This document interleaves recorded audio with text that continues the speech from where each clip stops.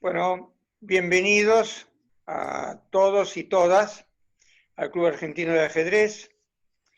El club, por su legado histórico, debe centrar sus actividades en el ajedrez de alta competencia.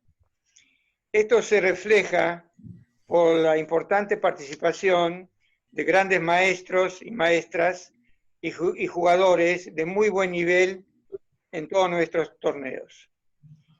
De nuestras escuelas emergen campeones de distintas categorías a nivel nacional e internacional, medallistas, maestros y excelentes jugadores que irradian ajedrez donde se encuentren.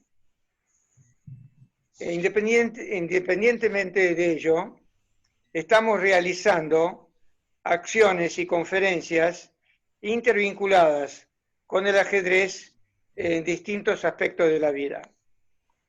Y en el marco de la epidemia, de la pandemia, hemos acentuado, especialmente en la primera etapa, ajedrez como un instrumento de acción social, por lo cual realizamos por ahora 2 torneos que, independientemente de su éxito en el campo del ajedrez, que fue muy numeroso y tuvieron presencia de grandes maestros y además ajedrecistas de todo el país,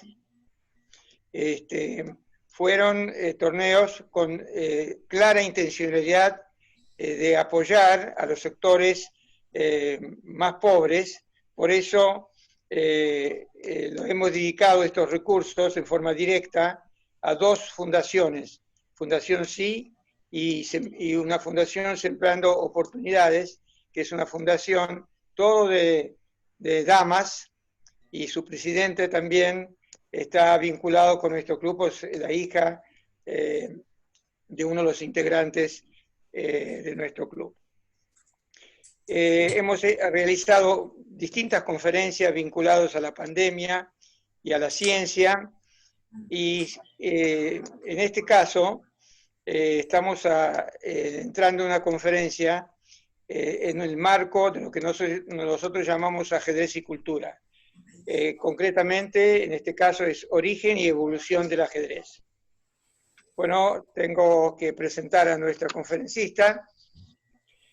Sergio Néstor Negri nació en la ciudad de Buenos Aires, es maestro FIDE, desarrolló estudios sobre la relación del ajedrez con la cultura y la historia, es autor de 2 volúmenes publicados y 2 en prensa de la colección Historia del Ajedrez Olímpico, editados por el Senado de la Nación Argentina. Fue asesor de la muestra sobre ajedrez, historia y cultura en la Biblioteca Nacional en el año 2017 y 2018. Participó de un panel sobre el tema Borges y el ajedrez en la Fundación Internacional Borges en el año 2016.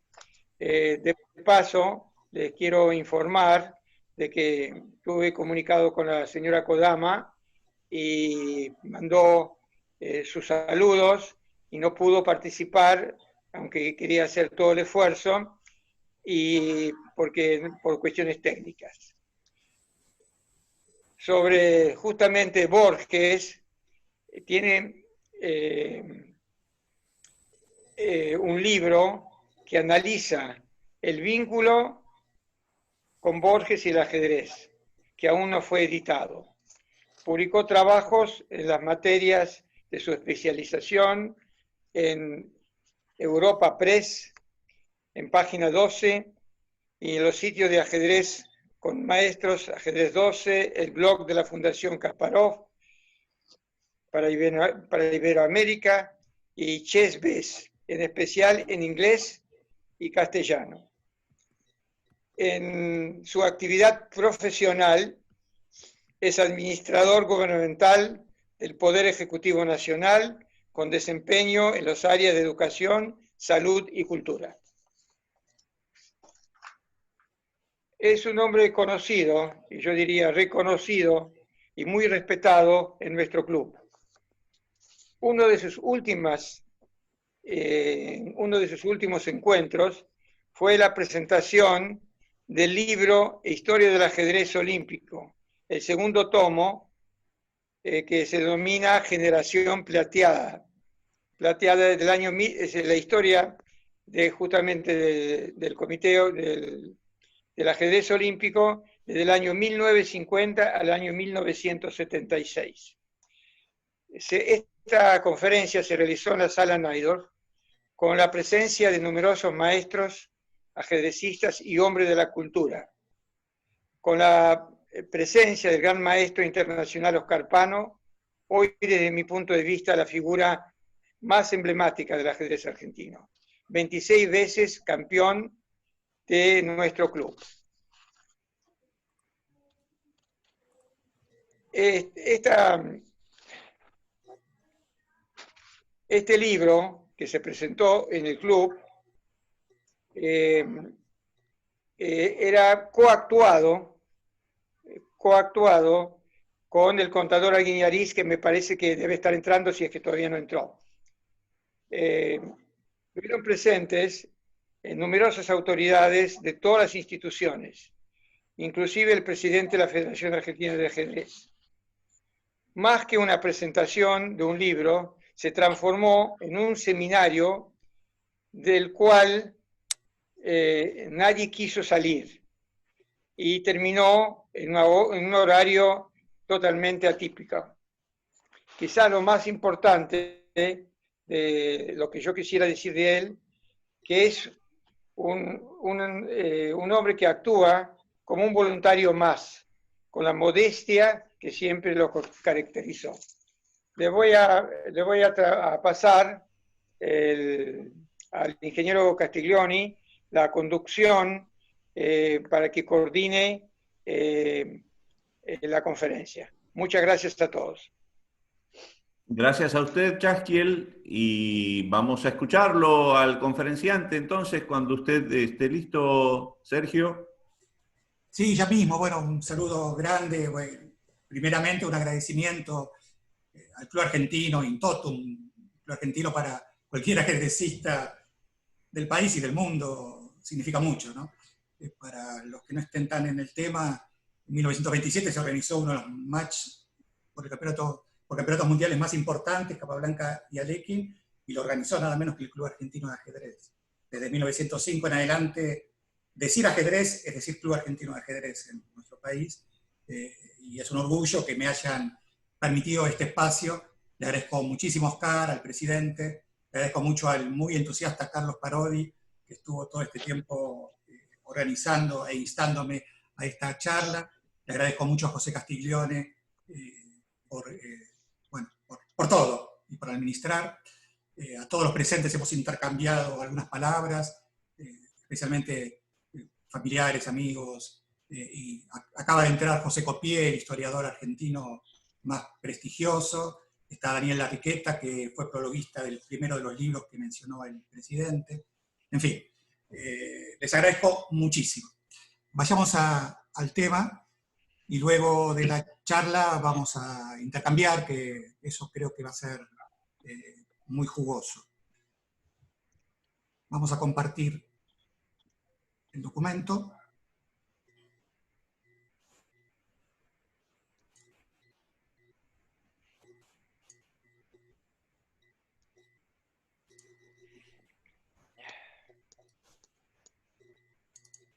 Díganme si se está comenzando a ver.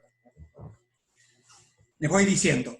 Les voy a proponer hoy lo que de alguna manera hice de un tiempo a esta parte, que es un viaje personal. Un viaje que tiene dos características.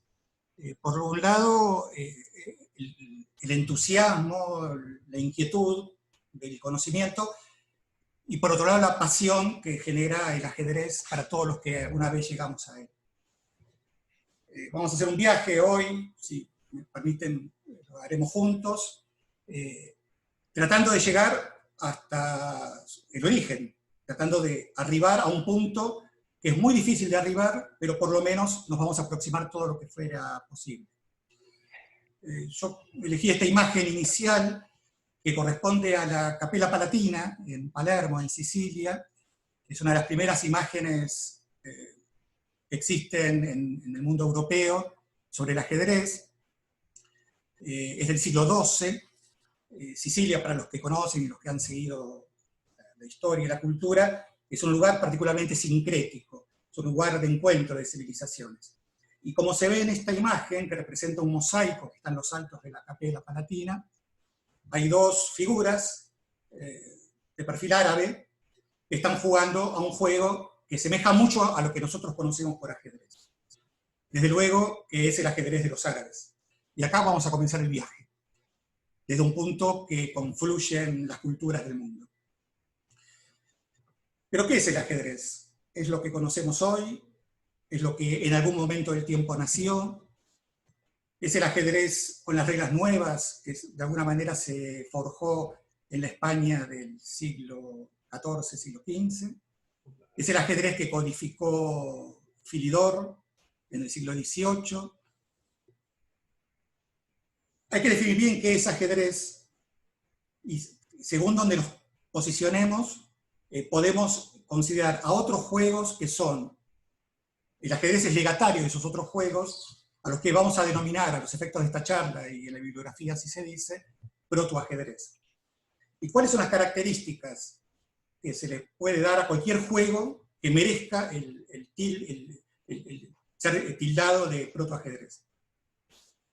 Lo primero, que es un juego reglado. Hay reglas. En nuestro ajedrez y en todos los protoajedrez hay reglas. Y es un juego que viene de un bagaje cultural profundo del tiempo y del espacio en donde se lo practica. A su vez se lo desarrolla en un tablero de 64 escaques. El tablero no necesariamente es coloreado. Esto es una cuestión bastante más moderna. En su origen, los tableros de los protoajedrez no tenían color. Sería un error incluso hablar de enfrentamiento entre blancas y negras. En buena parte del tiempo, los colores que estaban enfrentados eran rojas versus blancas, y en el Oriente profundo, en el Oriente original, eran rojas versus negras. Otra característica que sí es coincidente es que hayan 32 piezas, y que correspondan la mitad a un bando y la otra mitad a otro bando. Y que las piezas tengan valores diferenciados. Tienen movilidad diferenciada y tienen potencialidad diferenciada. Lo que habla de una jerarquía social de las piezas que conforman el juego del ajedrez y o del protoajedrez. ¿Y el principal objetivo cuál es? Que se rinda la principal pieza rival, que no necesariamente es el rey. Si fuéramos a la India sería el rajá, si vamos al ajedrez chino va a ser un general, pero sí hay una pieza emblemática, que es a la que hay que lograr amenazar, que no tenga escapatoria y que se genere lo que conocemos por jaque mate. ¿Cuál es el primer punto que estamos perfectamente seguros sobre la evolución del ajedrez? Desde este punto vamos a ir hacia adelante y hacia atrás en el tiempo. Por fuentes bibliográficas precisas y concordantes y de diversas culturas, y no necesariamente de la India, sino de la cultura persa y de la cultura arábiga, sabemos perfectamente que en el siglo VI, desde un reino ubicado al nordeste, ingresó un juego, un protoajedrez, a la capital del imperio persa. Estamos en el siglo VI, el emperador era Cosroes I, la capital no era Bagdad, como suele a veces confundirse, sino era Ctesifonte, muy cercana a la actual ciudad de Bagdad, con lo cual se da lo que Borges bien plantea en sus sonetos. El ajedrez nació en Oriente. Estamos en pleno Oriente, y desde más al Oriente, el ajedrez ingresa al imperio sasánida, que como lo ven ahí marcado, en su capital Ctesifonte, ingresa en el siglo VI con una caravana, con regalos, y dentro de los múltiples regalos de la caravana de un rey que quería complacerse con un rey al que consideraba más poderoso, le entrega un juego de ajedrez. Ahora bien, ¿qué juego le entregó? Es un juego de la India. Lo habitual es que se diga que es el chaturanga. Chaturanga significa 4 fuerzas. Chatur significa en sánscrito 4, anga son fuerzas. Son las fuerzas que forman parte de los ejércitos indios. Y el chaturanga tiene 2 modalidades, una de 2 jugadores y una de 4 jugadores. En realidad no se sabe la cronología exacta, cuál es en el orden de precedencia. Según la moderna teoría, el chaturanga de 2 jugadores es anterior al de 4 jugadores, pero muchos investigadores opinan en sentido contrario. Si fuera el chaturanga de 4 jugadores primero, se supone que el proceso de simplificación se dio en el siglo IV, cuando se dio el Imperio Gupta, la reunificación del Imperio de la India bajo la égida del hinduismo. Hasta ese momento estaba el budismo. Y se cree también que si eso fuera así, el juego, que originalmente tenía dado, en algo que no es del todo conocido, el ajedrez se supone estrategia, pero originalmente no era puramente estrategia, tenía incorporado también el dado.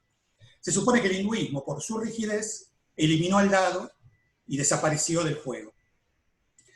Como verán, a la derecha, y el orden es ese, el chaturanga de 4 jugadores, tenemos piezas negras, rojas, verdes y amarillas, y juegan coaligados los de los 2 extremos.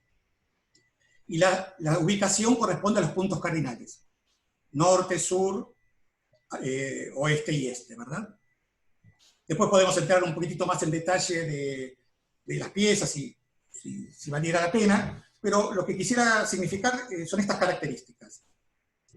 Por supuesto que está el rey, el peón, el primero de los angas, porque corresponde a la fuerza de infantería en la batalla, el elefante, los indios usaban el elefante como algo prototípico en las batallas. Hay una batalla famosa con Alejandro Magno, donde los elefantes formaban parte de la conformación guerrera india. El omnipresente caballo, la fuerza de caballería, ese sería el tercer anga, y el cuarto anga corresponde, en este caso, a un barco. ¿Por qué? Porque el territorio de la India es sumamente inundable. El valle del río Indo, donde se supone que el juego ha nacido, se inundaba, entonces en las batallas se usaba el navío. Pero ese navío, cuando la batalla se daba en campo terrestre, se transformaba en un carro. Es la pieza que evolucionó en nuestra torre. El juego de 4 a 2. Cuando va a 2, desaparecen 2 reyes. Y aparece una figura nueva. La figura que acompaña al rey, que es el visir, el principal asesor del rey. Como verán, todas figuras masculinas, la reina no existía, ni va a existir hasta el siglo X. Seguimos. El siglo VI, entonces, sabemos que el ajedrez ingresó desde un reino de la India a Persia. Pero, ¿qué hay detrás de eso? Bueno, detrás de eso hay dos grandes teorías. Una que es la típica, que es asignarle la creación del ajedrez a un único ente, a una única civilización, a una única persona. Y hay otra que apunta a una confluencia de fuerzas, a una confluencia de carácter sincrética. Si fuera una única civilización, hay solamente 2 teorías plausibles. Una, que el chaturanga, sea el de 4 o el de 2 jugadores, el que entra a Persia es el de 2 jugadores. Esto se sabe por Ferdowsi. Pero ese juego es el que pudo haber sido el origen del ajedrez, si creemos que la India es la fuente primigenia. Si creemos que fue China, tenemos como alternativa, en un paradigma que solo recientemente se ha fortalecido y recorrido, el juego del Xiangqi. El Xiangqi, como lo ven, a diferencia del ajedrez, las piezas no tienen forma de estatuillas, tienen forma de discóbolos, son más parecidas al Go. Por lo cual generalmente se lo despreció como antecedente del ajedrez. Pero lo importante no es la morfología de la pieza, lo importante es la funcionalidad. Y la funcionalidad de las piezas responde a lo que nosotros conocemos. A la figura del caballo, a la figura del elefante. Ellos no tienen rey, porque el emperador nunca puede estar en juego, es el general. Y lo que tiene son, a diferencia de los juegos clásicos, tiene 5 peones en lugar de 8, y tiene una figura que es absolutamente idiosincrásica, que es la de 2 cañones, que son los que están en forma intermedia, los verán de un lado y del otro. Esta es la posición inicial del xiangqi. En el medio del tablero, ven un espacio libre, eso se llama el río. Y el río tiene un sentido en el juego. El elefante, por ejemplo, no puede cruzarlo. Y el peón, si lo cruza, adquiere mayor movilidad. Y otra característica es que no se colocan las piezas en el centro del escaque, sino en las junturas. Pero tiene muchísimas más similitudes al ajedrez de las que usualmente se ha creído. Los historiadores consideran que el xiangqi es el auténtico antecedente más directo del ajedrez. En este slide se muestra, bueno, lo que es muy conocido, la ruta de la seda. La ruta de la seda es muy importante porque por esta ruta, obviamente, se comercializaban no solamente elementos materiales, sino también elementos culturales. Uno de los elementos culturales eran los juegos, y uno de ellos fue algún tipo de protoajedrez. Hay incluso en lugares apartados, en oasis, hay lugares donde se sentaban y bueno, tenían que, por motivos de solaz, distraerse. Y en esos ámbitos, estamos hablando siglo I antes de Cristo, a siglo III, IV después de Cristo, se daba la confluencia en un sentido y en el otro. Y aquí surge la teoría sincrética, la teoría de que el ajedrez no fue creado por un solo ente, sino fue creado por aportes civilizatorios confluyentes, que se dio en el marco de la ruta de la seda, y que a partir de esa creación de un nuevo juego, se pudo haber creado el juego que después ingresaría en Persia, que hemos visto anteriormente. Hay otros autores que dicen que en esta ruta incluso se pudo haber dado la creación de 2 juegos simultáneos, el xiangqi, que ya vimos, y el chaturanga indio, como creaciones en forma independiente y ya no complementaria. Los 3 juegos que aportaron a ese protoajedrez que habría surgido, según varios autores, entre ellos Gerhard Josten, en la ruta de la seda, son estos. El Peteia, que es un juego muy sencillo, un juego griego, que Alejandro Magno llevó en su excursión por la India. Y no nos olvidemos que, a pesar que Alejandro Magno murió rápidamente, 33 años, sus herederos y la gente de su cultura dominó buena parte de Oriente y siguió por siglos en dominación y en intercambio cultural. El Peteia es un juego muy sencillo y se cree que aportó lo que nosotros conocemos como los peones. El juego que aportó la India, en realidad es un juego y a la vez es un tablero.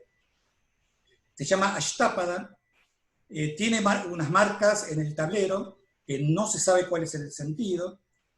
En la India estos juegos originalmente tenían un sentido cosmogónico. Sobre la Ashtapada se jugaba a los dados. En el Mahabharata hay una historia de un rey que pierde su reino y todas sus posesiones, jugando a los dados y va al ostracismo. Luego, en textos más modernos de la India, más modernos, estoy hablando de antes de Cristo, ¿no? El Ramayana, por ejemplo, se habla de la Ashtapada. Ahí aparece el Ashtapada, y como verán tiene los 64 escaques de nuestro ajedrez. En la confluencia, los indios habrían aportado desde ya el tablero, y probablemente las piezas, o algunas de ellas. Y por otro lado está el Liugo, que es un juego chino, antiquísimo él, que según algunas versiones habría aportado lo que en definitiva sería la pieza más importante del juego, la pieza del rey. Yuri Auerbach, el famoso ajedrecista e investigador, considera en realidad que se pudo haber dado un sincretismo, pero no de 3, sino de 2 juegos. Para él solamente el Peteia y la Ashtapada. No le reconoce paternidad alguna a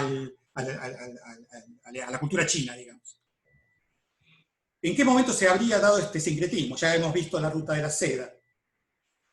Estamos hablando justamente cuando Alejandro Magno deja su gente en territorio, se generaron sucesivamente diversos reinos, el reino bactriano, el reino greco-bactriano y el imperio Kushan.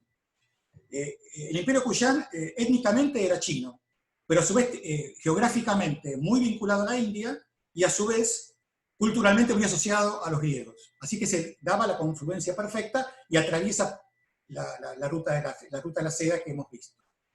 Según el autor que antes mencioné, Yosten, en el imperio Kushan, entre el siglo I y el siglo IV, habría surgido el primer protoajedrez, que sería el que después ingresa a Persia.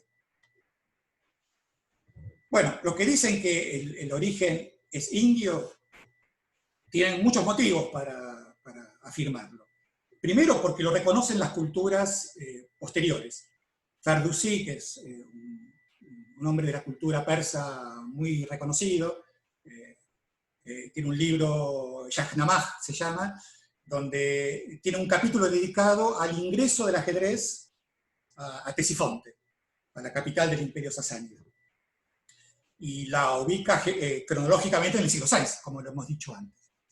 Consistentemente, Al-Masudi, otro extraordinario historiador y pensador, en varios libros, Las praderas de oro y algún otro, menciona también lo mismo. O sea, que es consistente el reconocimiento de que los indios son los que ingresaron el ajedrez a Persia, tanto por el lado de la cultura persa como de la cultura árabe. Y quiero decir algo más. Si en el siglo VI era cultura persa, ya en el siglo VII empezó a ser cultura árabe, porque los árabes capturaron el espacio geográfico del imperio persa, hubo una buena integración cultural, hubo respeto a la cultura persa, pero ya ahí se empezó a dar la fusión y el dominio político de los árabes en un territorio que había sido muy poderoso y muy autónomo poco tiempo antes. En todas las religiones de la India, y las hay varias, el hinduismo, el budismo, el jainismo, y también en algunas expresiones seculares, incluso antes del siglo IV, no se menciona el chaturanga, como suele decirse, pero sí se menciona la ashtápada. O sea, se menciona el tablero donde el chaturanga tiene entidad. Y después el número 4, yo les hablé de chaturanga, 4 cuerpos del ejército. El número 4 es muy importante en la cultura hinduista. Hay 4 castas, como todos sabemos, hay 4 Vedas, los rostros de Brahma son 4, y son 4 de las etapas de la vida. Con lo cual el ajedrez, el protoajedrez indio, modelizaba perfectamente la cultura local. Y hay un análisis muy interesante que hizo un investigador macedonio, Alex Krajewelt, si no lo pronuncio mal, un análisis de carácter filogenético, que tomó 40 juegos diferentes, analizó la correlación de todos ellos y llegó a la conclusión de que a partir de su método de análisis, está tomado de las ciencias naturales, el primer juego de todos es el chaturanga. Ahora, no todas son buenas para el origen indio. El origen indio también se reforzó mucho con los ingleses, la dominación inglesa a la India, luego como fueron los principales divulgadores del ajedrez en el siglo XVIII, siglo XIX, bueno, había una tendencia de los ingleses a reconocerle esta paternidad a una de sus principales colonias. Pero tiene algunas contras lo del origen indio. La primera es que, como dije antes, las menciones al chaturanga son más bien posteriores. La primera vez que se lo menciona es un texto del siglo VII, el Harsakarita se llama, de Vana. Harsakarita son las andanzas de Harsa, uno de los tantos reyes de la India, en ese momento habían varios reinos, con lo cual la referencia es tardía, siglo VII recién, cuando el juego ya había ingresado a Persia en el siglo VI. Y los hallazgos arqueológicos no son demasiado contundentes en el caso de la India. Y cuando existen, bien podrían ser de apoyo a la teoría sincrética. Bueno, vamos al origen chino. Que sea un origen chino es muy fuerte porque el primer texto de la cultura que menciona el juego, a un protoajedrez específicamente, viene de la China, no es de la India. Es el Xianxin, y además no es un texto cualquiera. El texto anterior que antes hablé, el Harsakarita, era un texto general donde hablaba de un rey y dentro de eso hablaba de que jugaba al chaturanga. Este no, este es un manual del juego. O sea, tiene muchísimo más valor porque tiene un sesgo técnico. Y es del siglo VI, o sea, medio siglo antes que el primer texto de la India. A su vez tiene algunas otras menciones, pero no tan específicas, que incluso son anteriores a Cristo. Para los chinos, el ajedrez modeliza una batalla, igual que para los indios. Ya dijimos antes que eran los 4 ejércitos para los indios. En el caso de China, la creación del imperio chino, de la dinastía Han, se dio previa unificación del territorio en un proceso histórico que se llama el de los estados combatientes.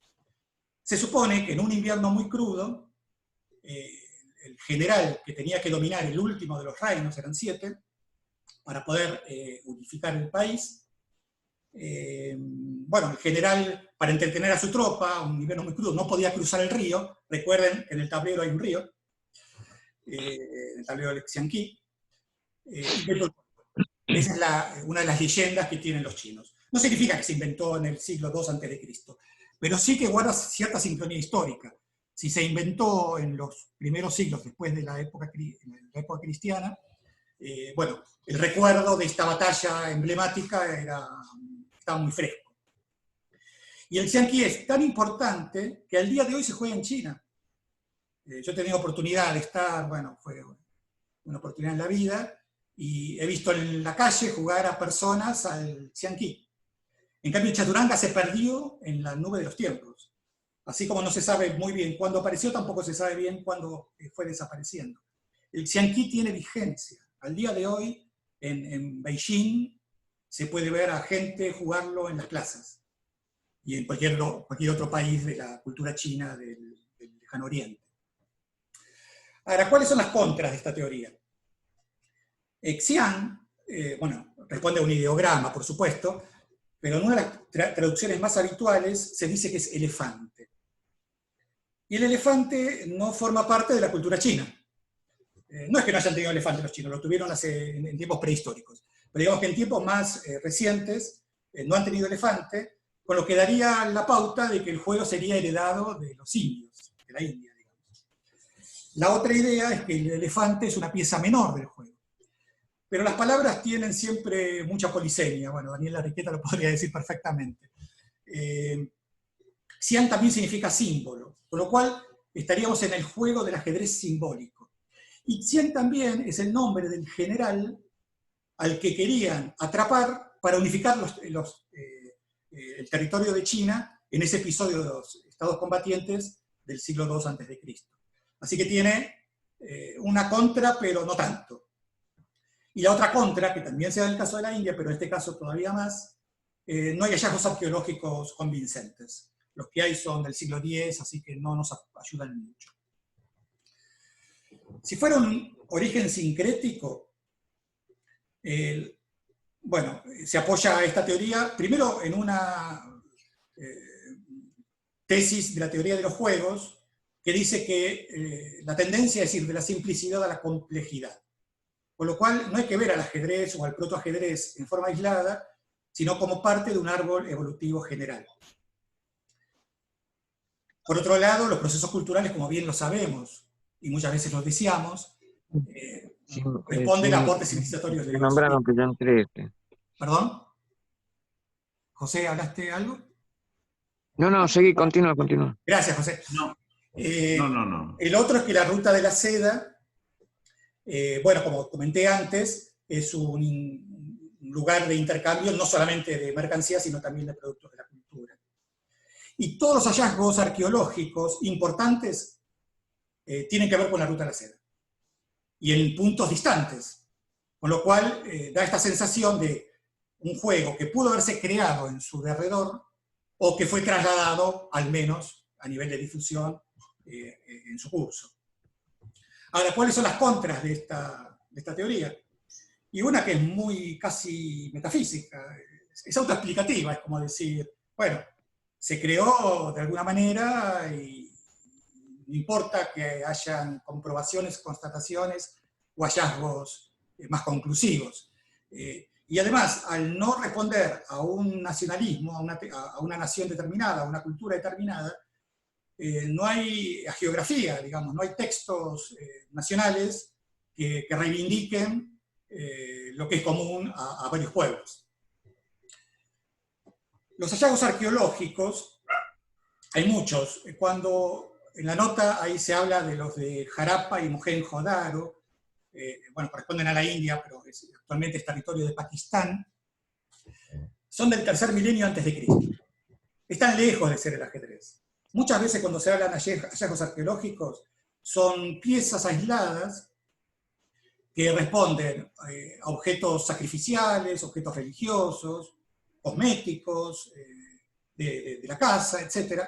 Y no necesariamente a un juego de mesa.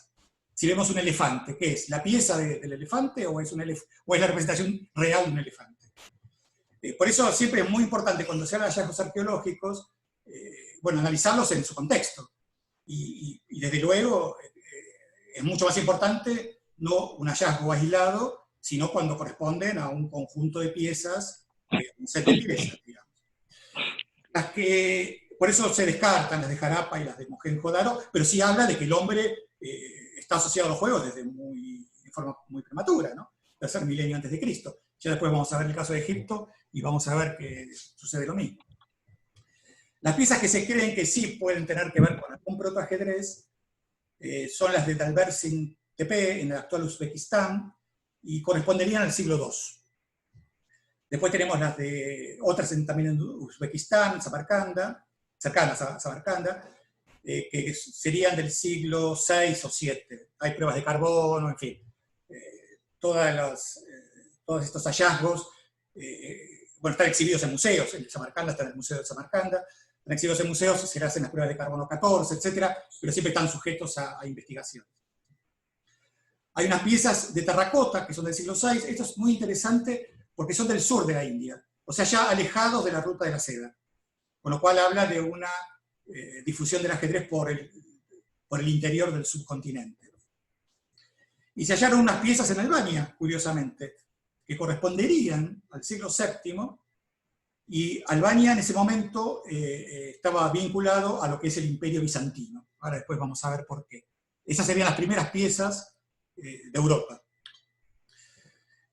Bueno, en Rusia hay en el río Don, que son de estilo árabe. Ya vamos a ver la diferencia de las de estilo árabe respecto de las que son más de nuestro conocimiento.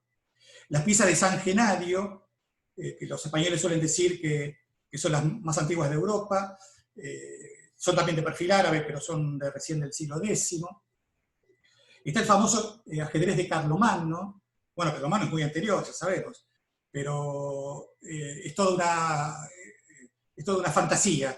Las piezas en realidad son del siglo XI y ni siquiera son de Francia. Se habrían hecho en Salerno, en Italia, y bueno, en tiempos posteriores se trazó una mitología y se la asoció. Era por un rey que quería fortalecer su prosapia carolingia. Entonces, bueno, dijo, estas piezas correspondieron a Carlomagno, pero en ese momento el ajedrez no había ingresado a Francia. Según, por supuesto, todo esto no es conclusivo, ¿no? Según todas las hipótesis y todas las investigaciones. En Polonia se han encontrado dos sets casi completos, es un hallazgo muy importante, pero ya estamos entrando en el siglo XI y XII, y las famosas de la isla de Lewis, que es por una vía normanda. Bueno, el ajedrez ingresó a Inglaterra muy probablemente de la mano de Guillermo el Conquistador.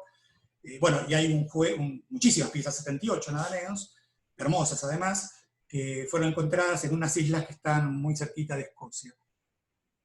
El lugar donde vivía Ana y Orlando, dos de los que están escuchando esta conferencia. Bueno, ya dijimos que puede ser indio, el ajedrez, el protoajedrez, puede ser chino, puede ser sincrético. Algunos opinan que pudo haber sido persa. ¿Pero por qué no? O que pudo haber sido árabe. ¿Pero por qué no? Porque ellos mismos lo reconocieron.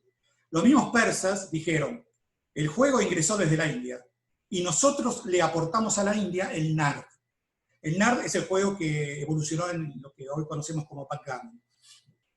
Para los persas el backgammon era más importante que el ajedrez. Representaba más la cultura zoroastrista. Bueno, ellos dijeron, nosotros inventamos lo importante, que es el nard. Los indios inventaron el chaturanga, el ajedrez. Los árabes, desde luego, lo recibieron de los persas, así que mal lo pudieron haber inventado, pero algunos sostienen que los árabes lo han inventado. Lo que sí es cierto es que ambas culturas fueron centrales para la difusión del juego.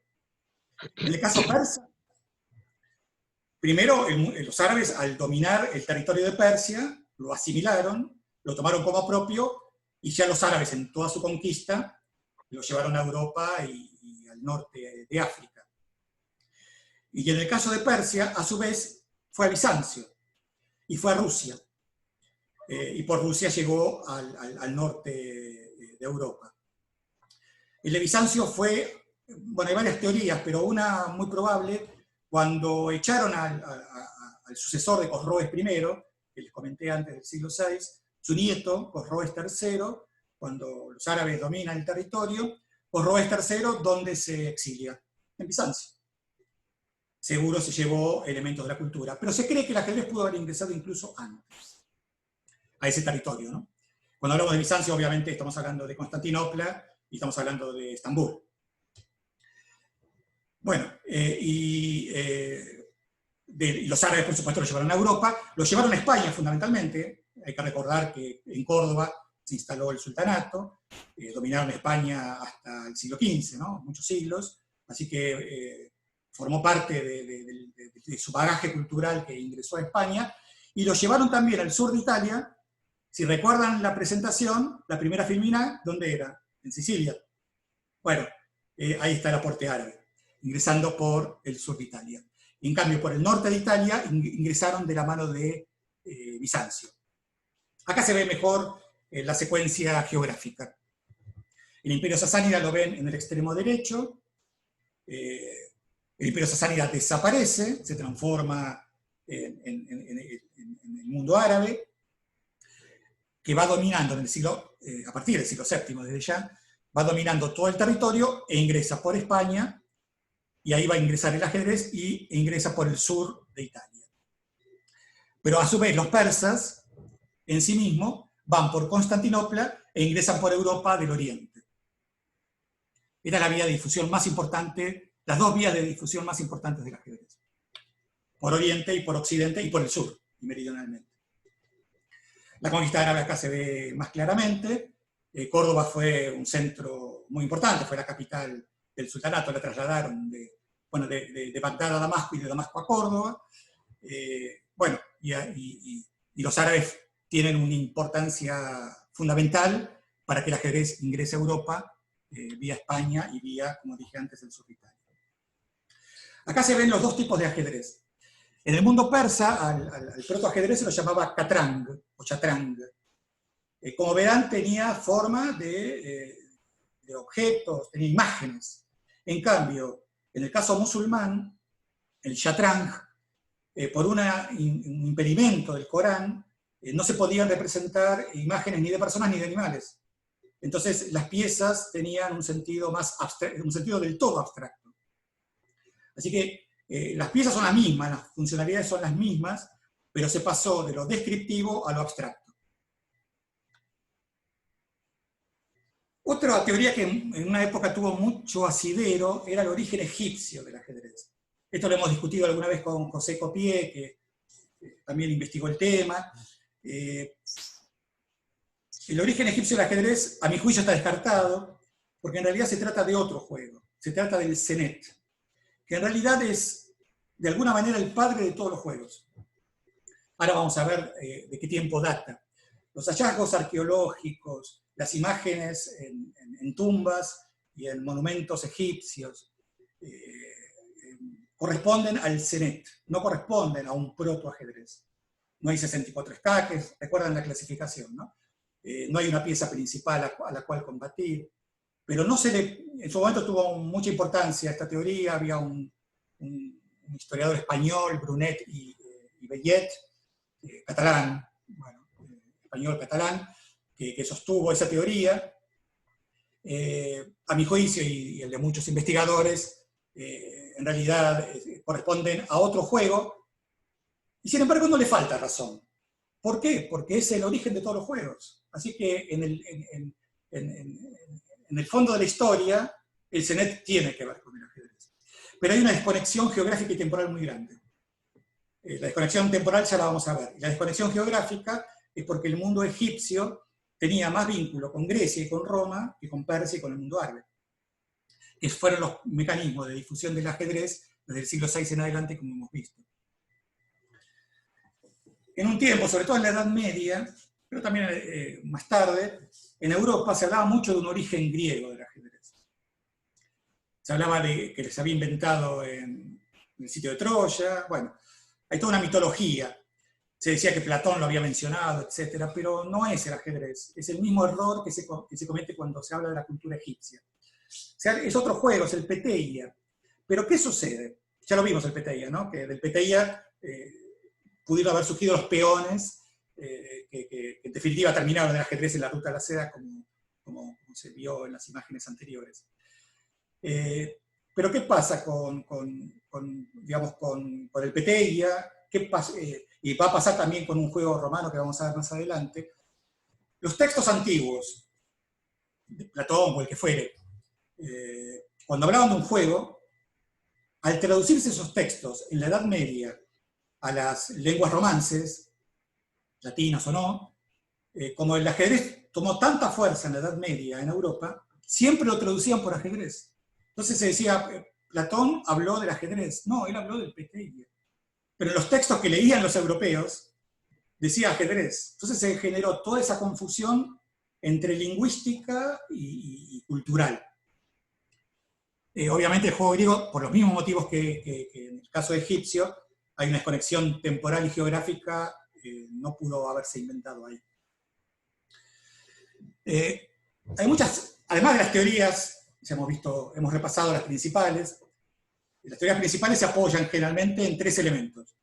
En elementos documentales, relatos, historias, algunos tomados de tradiciones orales más antiguas, en hallazgos arqueológicos y en el análisis de la lógica intrínseca de los juegos. Con esas tres vías se construyen las teorías por las cuales se puede apuntalar una teoría o descartarla.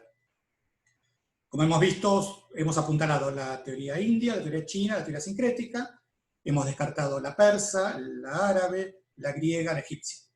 Pero también hay muchos relatos de la mitología, como que el ajedrez siempre lo inventó un alguien. Bueno, acá está la de Platón. Platón, apoyándose en la cultura egipcia, alguna vez dijo que lo había inventado el dios de la sabiduría Tot, bueno, que equivale a Hermes en la cultura griega. En la cultura griega hay muchísimas teorías de que el ajedrez fue inventado por Palamedes. Había una revista en Francia muy famosa, Palamède, bueno, en honor a esta teoría. Diodemes, Odiseo. Se habló hasta que Alejandro Magno lo había inventado. Sabemos que pudo haberlo llevado al Peteia, pero no de ninguna manera haber inventado el protoajedrez. Hasta se habló de que Aristóteles lo había creado. Y siempre el eje era la guerra de Troya, ¿no? Uno de los ejes principales era la guerra de Troya. Y con una historia muy parecida a la que les conté antes respecto de China. Bueno, como para entretener a las tropas, se generaba un juego de estrategia que tuviera que ver con una batalla y que pudiera ser del solaz de los guerreros que estaban esperando entrar en acciones. También, y vinculado a la cultura griega, se ha dicho que el pueblo escita era un pueblo errante, se lo entregó a Palamedes. Bueno, lo hemos dicho antes, de que Hermes lo inventa y se lo da a Ares para que seduzca a una ninfa, y ahí aparece la diosa Caisa. Siempre cuando hablamos de la diosa Caisa, en realidad es un invento moderno. El primero que lo habló fue Marco Vida, un autor del siglo XVI, y después hay una poesía muy hermosa del filólogo inglés William Jones, del siglo XVIII, donde se concibe la diosa Caisa del ajedrez, que de alguna manera resume en la cultura griega.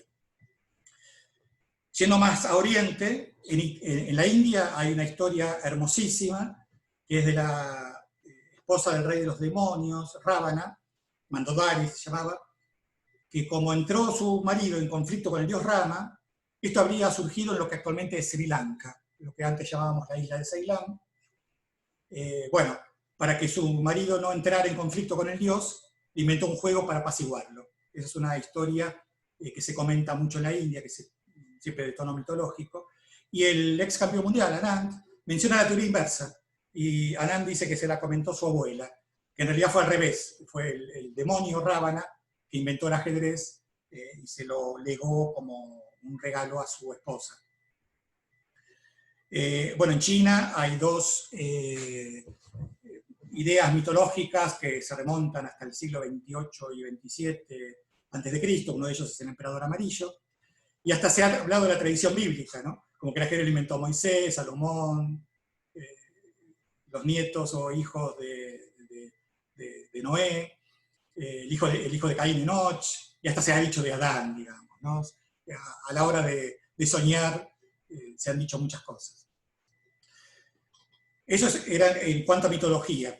En cuanto a leyendas, está la clásica, la historia clásica que nos enseñaron a todos cuando éramos chicos, del sabio de la India, Sisa o César, que bueno, inventó el juego, un grano por la primera casilla, 2 granos por la segunda, 4 granos por la tercera, así sucesivamente, un número fantástico, pidió esa recompensa a su señor, y bueno, esa recompensa era de imposible cumplimiento. Esa misma historia que la cuentan en la India, los persas la cuentan como que es de Bossormer, que en ese caso es un personaje de la historia real.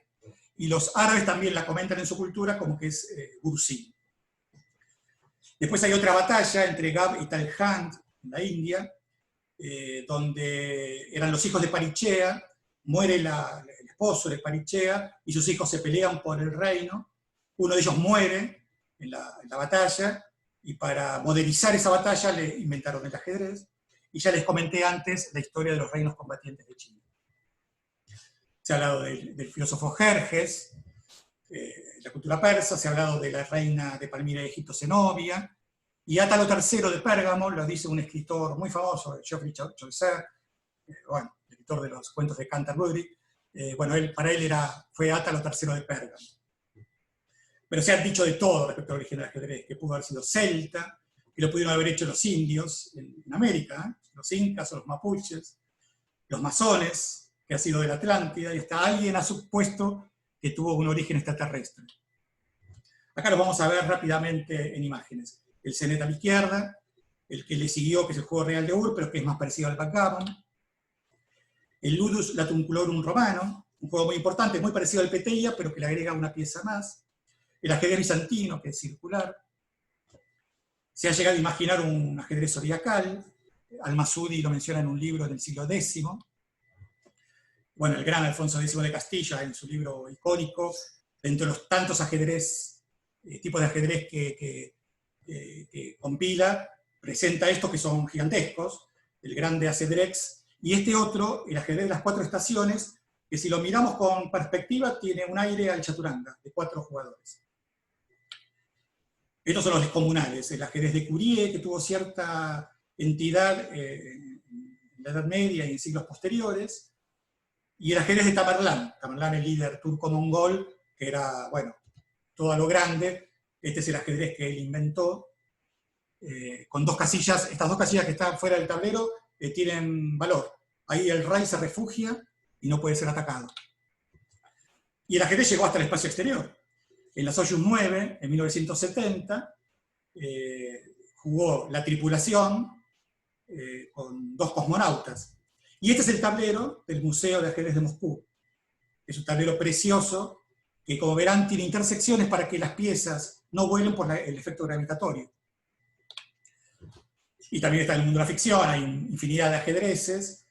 Yo seleccioné estos 2, el ajedrez marciano de Burroughs, el autor de Tarzán, el ajedrez de Marte, el ajedrez de Star Trek, el ajedrez tridimensional, y el hermoso panajedrez de Exul Solar, que es mucho más que un ajedrez, ¿no? La palabra pan así lo indica.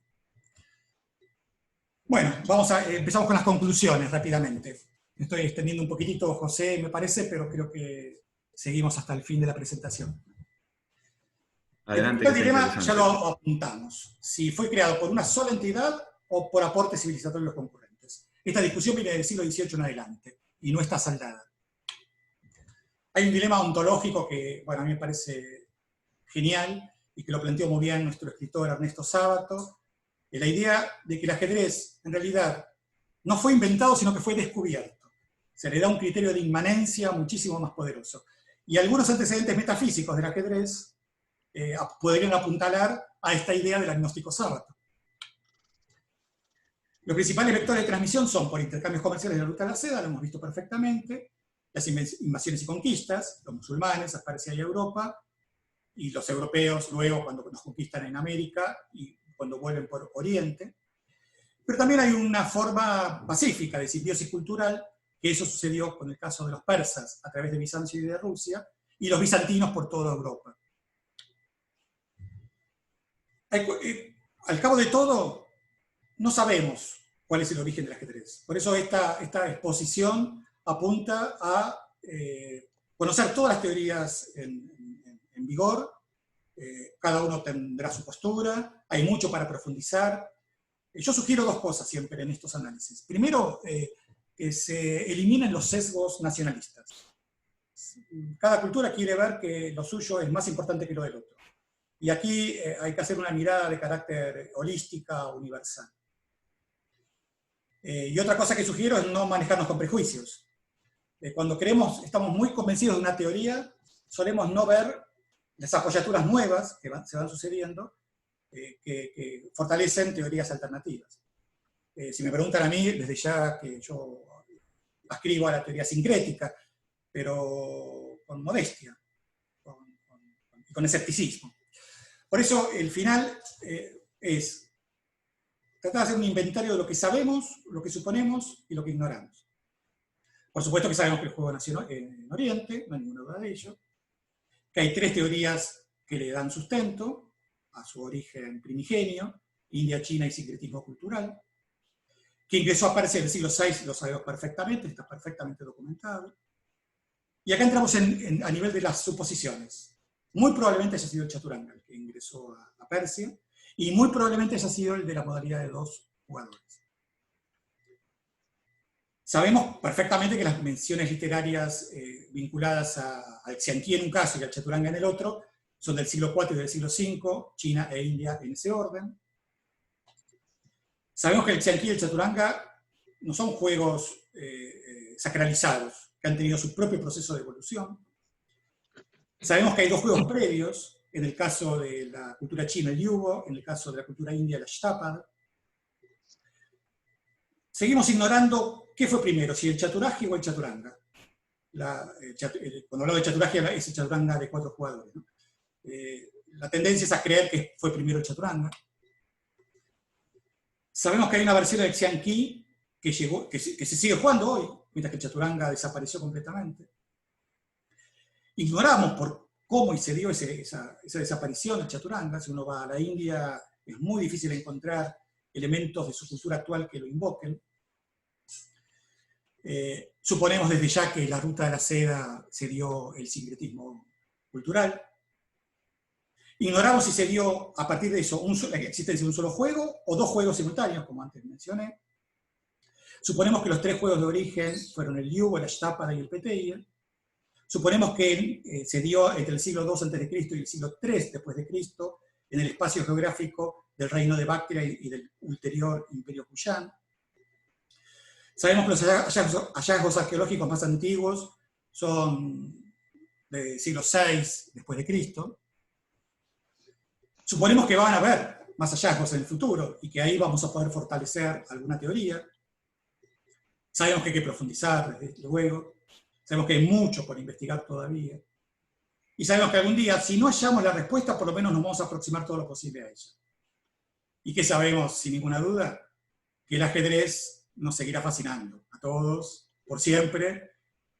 Investigar su origen, viajar en este viaje que yo les he propuesto, es un motivo de fascinación. Y termino la presentación con una frase de Stefan Zweig, que yo se la tomé a nuestro genial escritor Abelardo Castillo, que él dijo que este juego pertenece a todos los pueblos y a todas las épocas, y nadie puede saber de él qué divinidad lo regaló a la tierra para matar el tedio, aguzar el espíritu y estimular el alma. Les agradezco muchísimo por la atención. Interesantísimo, Sergio, muchas gracias, espectacular.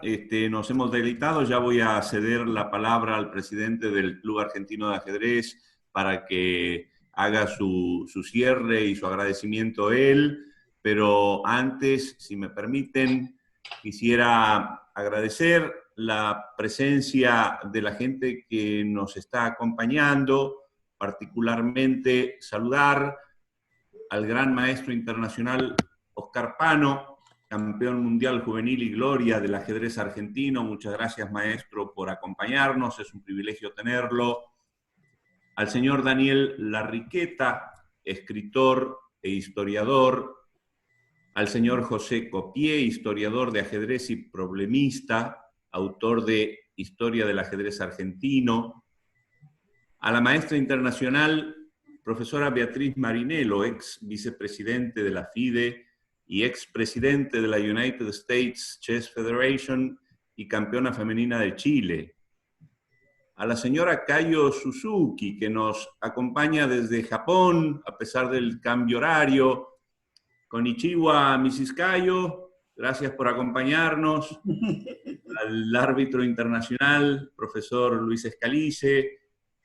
A los amigos del Jockey Club, que han venido varios a acompañarnos, y también a los amigos ajedrecistas de Santiago del Estero, que también hay varios.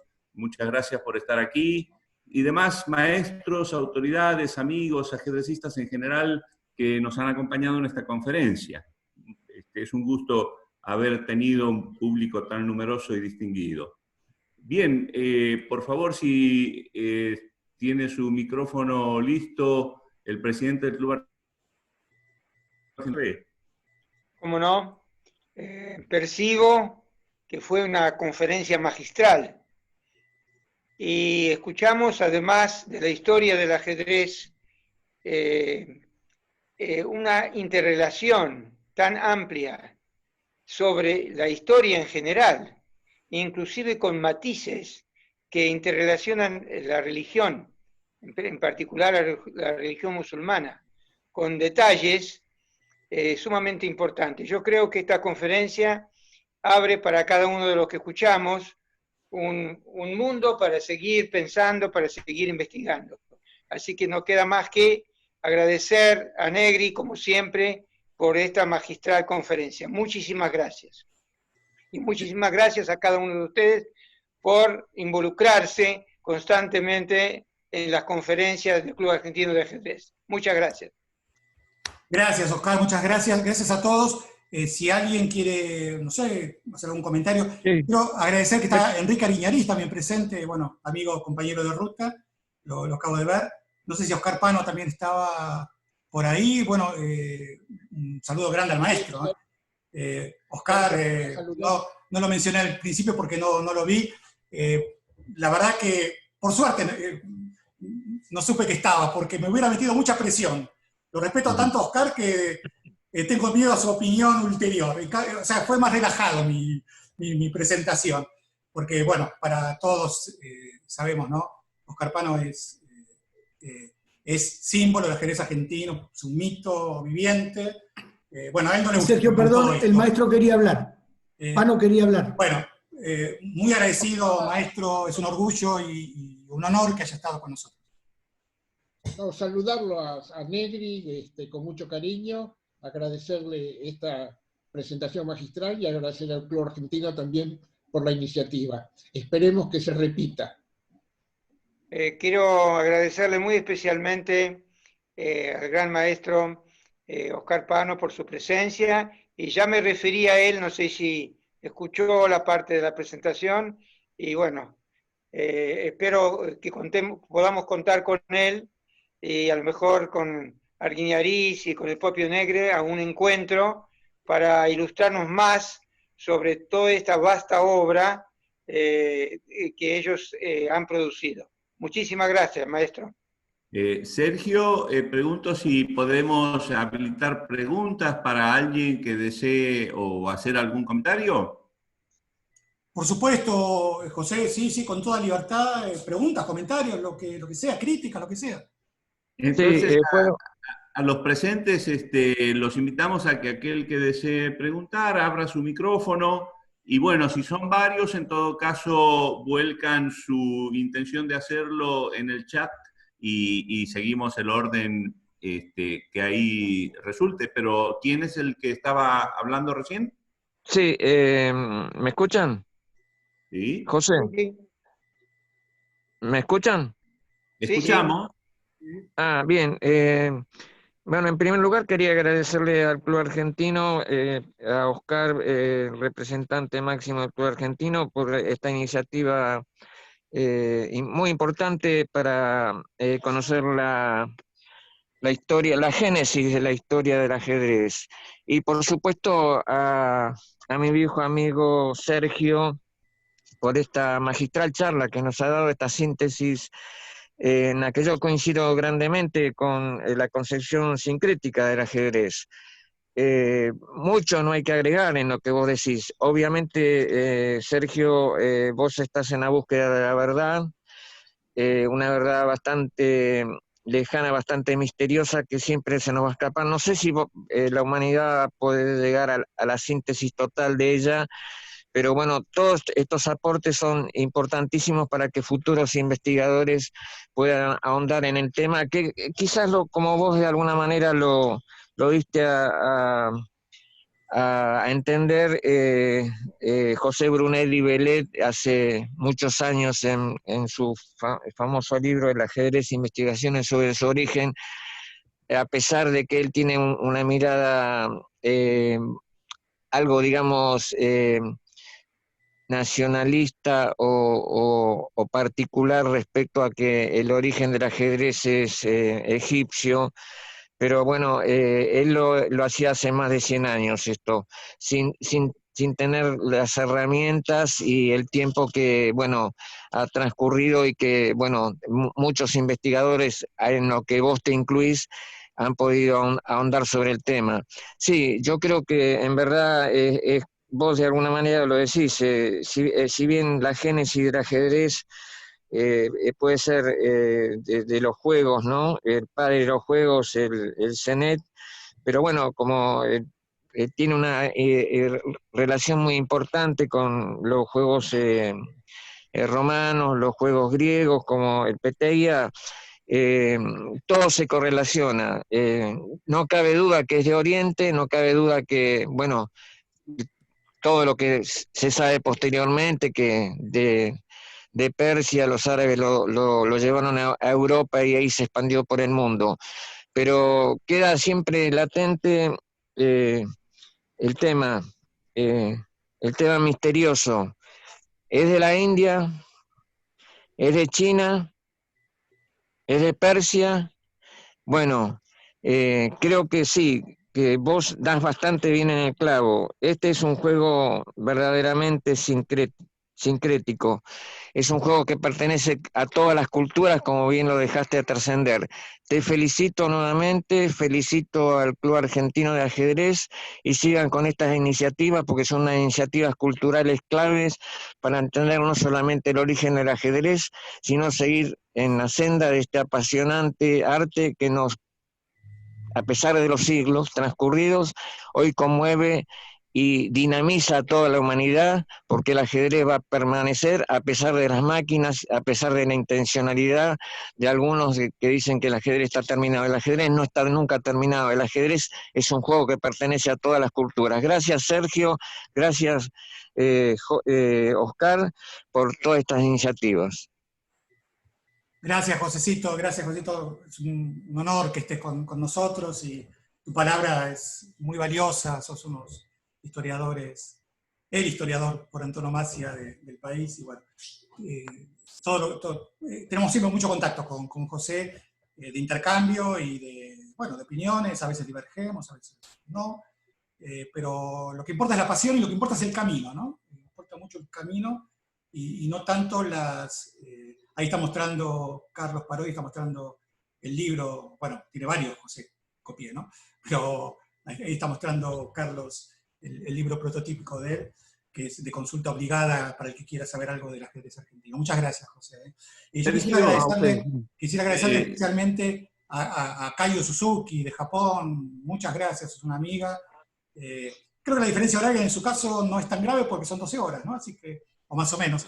Así que, bueno, un abrazo, un beso muy grande a Kayo, un beso muy grande también de Hugo, que le manda, que la hemos conocido en su momento allá en Japón, extraordinaria, y ella me consiguió un shogi, que es el juego, el ajedrez japonés, que es heredero del Xiangqi. O sea, no voy a entrar mucho en detalle, ¿no? Pero cada cultura tiene su propio juego, pero ahí hay otro vector de transmisión, que es desde el Xiangqi hacia Birmania, hacia el sudeste asiático y hacia Japón.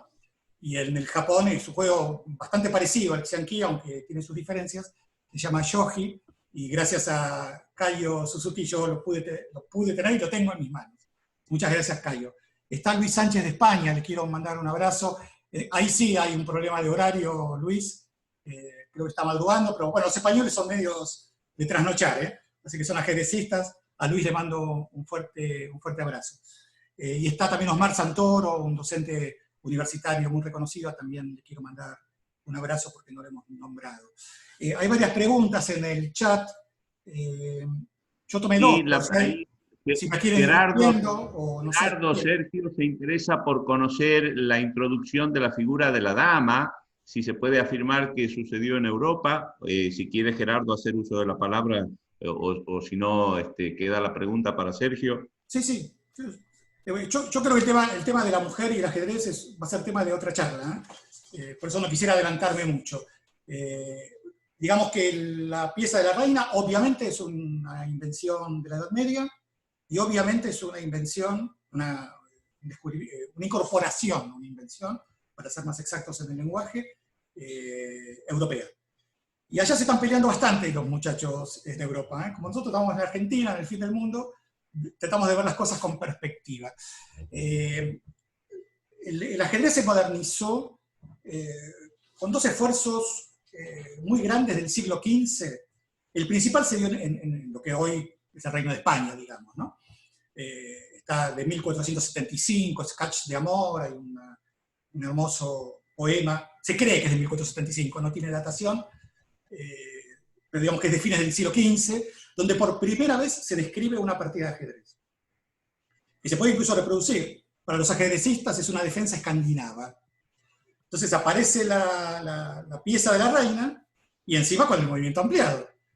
Para los que son ajedrecistas saben que el segundo movimiento es dama por D5. Así que la dama se mueve mucho, como dirían los italianos, a la rabiosa. Bueno, entonces los españoles sustentan esa teoría que la pieza de la reina es una creación no solo europea, sino que española. Yo creo que en esto se equivocan. Sí es cierto que la movilidad ampliada y la modernización del juego tuvo un 80% que ver con España.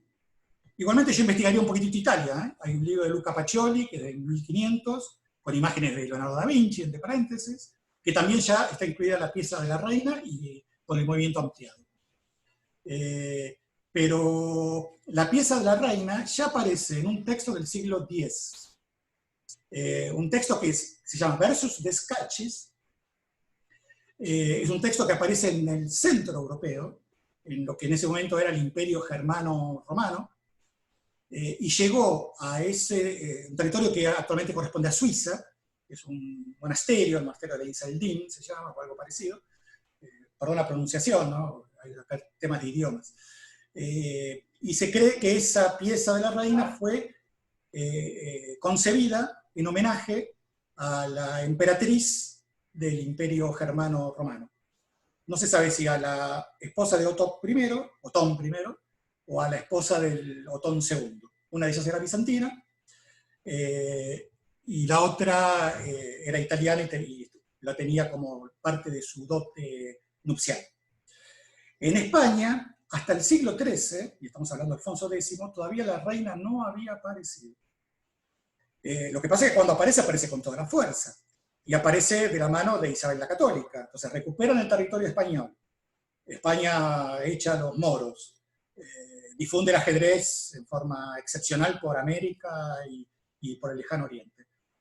Yo creo que los españoles es muy fuerte su rol de difusor y su rol de codificador del ajedrez moderno, pero no de la creación de la pieza de la reina. La pieza de la reina fue mencionada no solamente en versos de Scacchis, en el centro europeo, como antes mencioné, sino hay textos franceses, hay textos ingleses, que lo mencionan mucho antes que España. Pero creo que esto va a ser tema de una charla quizás más específica. Y alguien del chat, bueno, me lleva a Egipto y me dice que el Senet es un juego de carrera. Efectivamente. Por eso no puede ser un protoajedrez. En general los juegos, hay varias taxonomías, pero una muy básica es decir, hay juegos de carrera y juegos de estrategia. El ajedrez es un juego de estrategia. En su momento tuvo el dado, así que, bueno, estaba acompañado del azar también, pero lo perdió el dado, lo perdió en el camino. Y hay juegos que son de tipo ludo, digamos. El Senet es como una especie de ludo. El backgammon es un juego también de carrera, si se quiere. El Pachisi en la India. Hay un montón de juegos que son de carrera. Entonces, por eso, el Senet está lejos de tener un vínculo estrecho con el ajedrez. Y mencionaron el Sega por ahí. Sí, es otro juego muy antiguo, pero el Senet es más antiguo todavía. El Senet está mencionado en el Libro de los Muertos. Hay un capítulo del Libro de los Muertos, y ustedes saben que el Libro de los Muertos para la civilización egipcia es sumamente importante, ¿no? Bueno, hay imágenes de la emperatriz de Nefertari jugando al ajedrez. Senet significa tránsito, significa pasaje en egipcio, ¿no? En egipcio antiguo. ¿Y por qué pasaje? Porque se suponía que uno jugaba al ajedrez antes de ir al inframundo. Uno jugaba al ajedrez con el dios Osiris, y bueno, según cómo jugaba, se sabía si la persona había hecho bien o no los deberes en la tierra. Esa es la importancia que tiene el Senet. Si uno va al Museo del Cairo de Egipto, yo tuve el placer del Cairo, ¿no? Fue mi último viaje para los 60 años, cuando cumplí 60 años estuve en Egipto. Hay una sala dedicada a Tutankamón. Cuando uno sale de esa sala, está el juego de Senet. El juego de Senet formaba parte del ajuar de los faraones. Esa es la importancia de los juegos. Pero una importancia que excede y en mucho al entretenimiento. Tiene que ver con la cosmogonía y tiene que ver con un mensaje de carácter metafísico. Y en ese sentido el juego egipcio hay que sacarle el sombrero, digamos. Pero no como protoajedrez, sino como origen de todos los juegos y como que nos marcó un camino que nos dice que los juegos nos acompañan en la vida terrenal y muy probablemente nos acompañan en la vida del más allá. Muy bien. ¿Puedo hacer una pregunta, Negri? Sí. Mire, es un detalle, no me quiero quedar con la espina. Como siempre, sus conferencias son seminarios de las cuales uno, como dije anteriormente, uno no se quiere salir. Usted mencionó que el tema de las imágenes, que efectivamente es así, la religión musulmana está prohibida hacer imágenes, pero en los lugares de rezo, en los lugares comunes, hay muchos tipos de imágenes, inclusive en las vajillas y en muchos utensilios. ¿Por qué tan importante el ajedrez que no se podía hacer imágenes en el marco del ajedrez? Para la cultura, bueno, desde luego que no todo es blanco o negro como en el ajedrez, digamos, ¿no? En todas las religiones están las visiones más fundamentalistas y las visiones menos fundamentalistas. El ajedrez tuvo muchas prohibiciones en todas las culturas. Ya en la India prohibieron al ajedrez, bueno, hace poco el ayatollah, algún ayatollah lo ha prohibido. El problema del ajedrez para la religión, las visiones ortodoxas, hay varios problemas. Uno es que lo asociaban al impío dinero, porque se jugaba al ajedrez bueno, a cambio de algo comercial. No solo dinero, sino bienes, y hasta se ha jugado por una mujer, digamos, ¿no? Está la famosa leyenda de Dilaram, ¿no? Se apostaba a la mujer a una partida de ajedrez. En la India, más salvajemente, hasta se amputaban las manos y los dedos si perdían cedían un dedo, hasta ese nivel de brutalidad. Bueno, pero me estoy yendo un poquitito de la pregunta de Oscar. El tema es que en las visiones ortodoxas hay un versículo en el Corán que habla de la prohibición de las imágenes. Los que tienen la visión más ortodoxa, bueno, son muy... quieren a toda costa que eso se cumpla. Por eso lo transformaron en imágenes, imágenes que no podían ser ni personas ni animales. Si uno va a algunos lugares del mundo árabe, antiguos, hasta los cuadros, o cuando invadieron en Europa, les tapaban las caras, digamos, ¿no? El tema del respeto al profeta, digamos, ¿no? El profeta Mahoma. En su cultura eso es muy importante. Sin embargo, paradójicamente fue el lugar donde más se desarrolló. Es muy interesante este dato. Los sultanes solían tener un ajedrecista en jefe. Tenían un ajedrecista del reino. Lo tenían contratado. Su función era jugar al ajedrez. Hay un famoso sultán, Rashid, de la época de Carlomagno, justamente, que tenía, bueno, contratado al ajedrecista en jefe, y era considerado un arte tan importante que, bueno, lo privilegiaban respecto de otras manifestaciones de la cultura. Una de esas personalidades se llamaba Al-Shatrani, que significa ¿qué? El ajedrecista. O sea, es una persona que se la conocía en el reino, en el sultanato, lo conocían por el ajedrecista.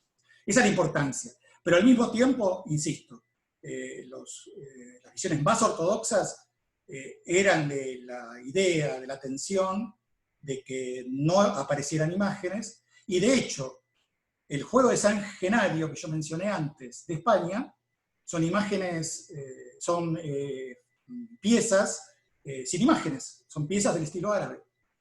Así que se cuidaban, Oscar, se cuidaban de que no aparecieran las imágenes, porque ¿para qué? Si igualmente la función se sabía cuál era. Bueno, muchas gracias.